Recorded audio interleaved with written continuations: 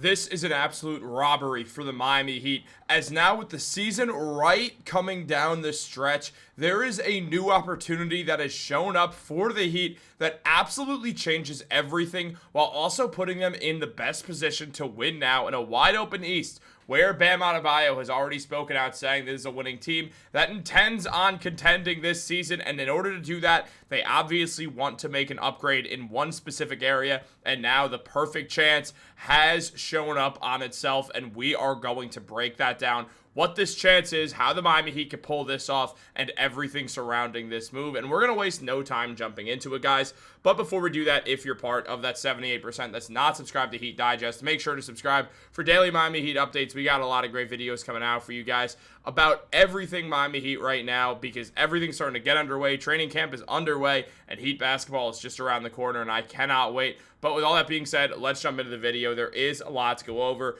Look, the Heat never stop trying to upgrade this team. They're not a team that's going to tank. They're not a team that's going to rebuild. And if they're not going to tank or rebuild, it means they're going to keep trying to contend. And there's a few different ways to try to contend in the NBA. One of the biggest ways right now is trades, a thing that the Heat are going to have to end up doing just based off where everything is at right now for this team.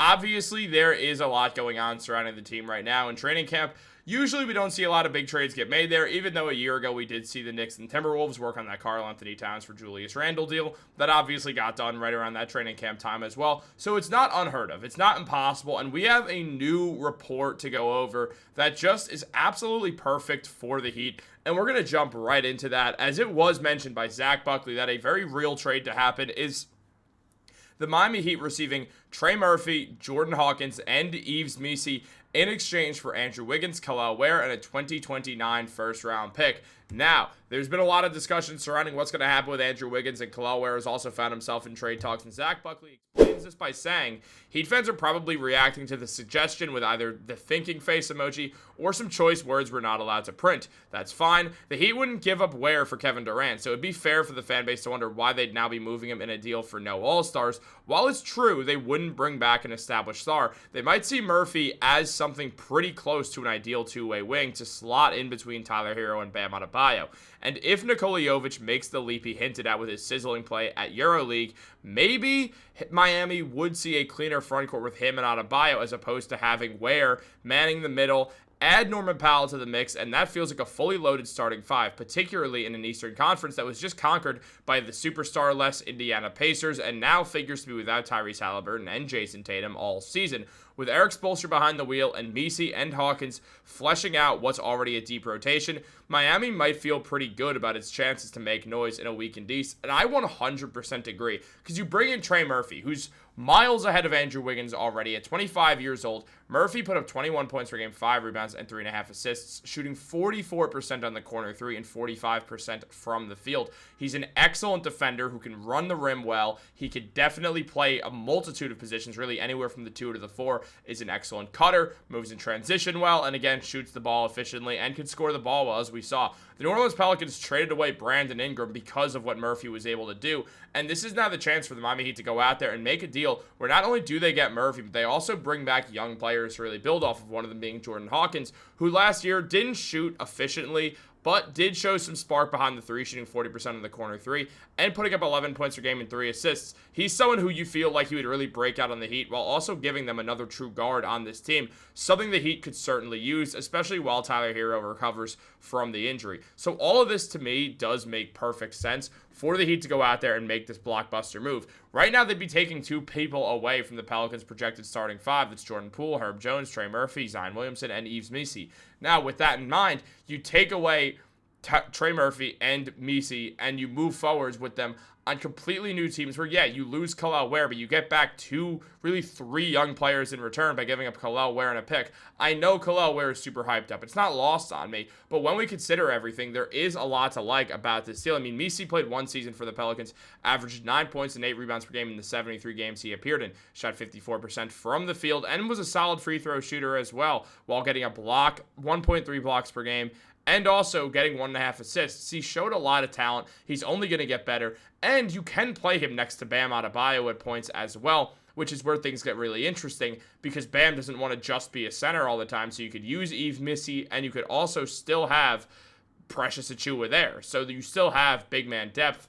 on the roster to a degree, and on top of that, you just get a guy back in Misi who's going to be a solid player. Now, Ware and Misi were really finding themselves in a similar sort of draft area, and they've both been very good up to this point. Both of them have worked out for their respective teams, and swapping them doesn't feel like ideal value because there's more value behind Ware. But again, you get back Trey Murphy, who's on a bargain deal at just $25 million per year, while also continuing to build a deeper team that's going to fare well for the playoffs, which is something we have to consider here. When we look at the Heat's depth on picks, what we see is a team that could afford to give away that one draft pick, especially when trying to contend, because this makes their contender window a lot bigger, because then bam, Hero and Trey Murphy are all in that same area, that same window where we expect Murphy and Tyler Hero to continue to get better and better as well. So it feels like that championship window only grows with this deal, which is the big thing here. I know Andrew Wiggins would be tough to lose, but he's been in trade talks before, and it wouldn't be shocking to see him go. Now, he did say on what he likes about this Miami Heat team,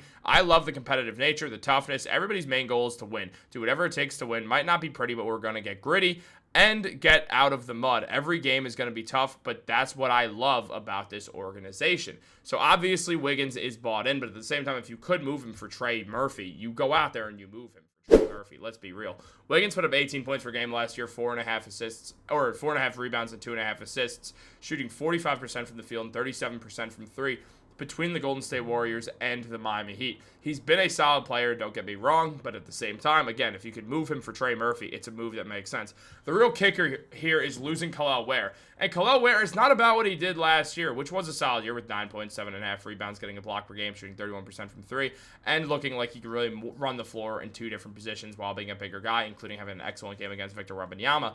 But at the same time, we're banking on potential for a team that wants to win now. And I know that it hurts to lose Kel'el Ware in this situation. The Heat wouldn't trade him for Kevin Durant. But Kevin Durant doesn't lengthen your championship window the way that Trey Murphy lengthens it. And yeah, Kevin Durant's miles ahead of Trey Murphy and probably always will be when it comes to peak versus peak.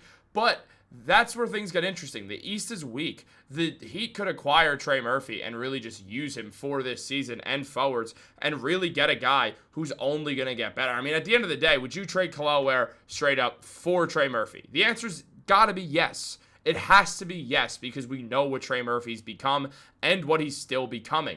So we consider that, and it makes sense. Obviously, trading Wiggins as well is where things get difficult.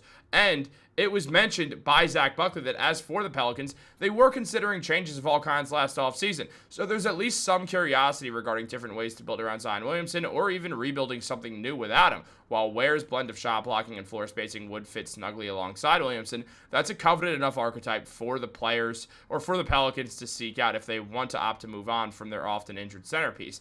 The value of a lightly protected first speaks for itself, and wouldn't otherwise be easy to acquire without parting with an established star, but don't discount the inclusion of Wiggins. If the Pelicans want to compete, his two-way play has already contributed to one title run, and if they want to tear it down, it wouldn't be difficult to find interested suitors, once again making Wiggins a trade piece. But we're going to see how this all works out, guys. What do you think of the deal? Let me know in the comments down below. We're probably done making trade videos for a while as well, so we're past that for a bit. Maybe like one more will come out eventually, but nothing imminent.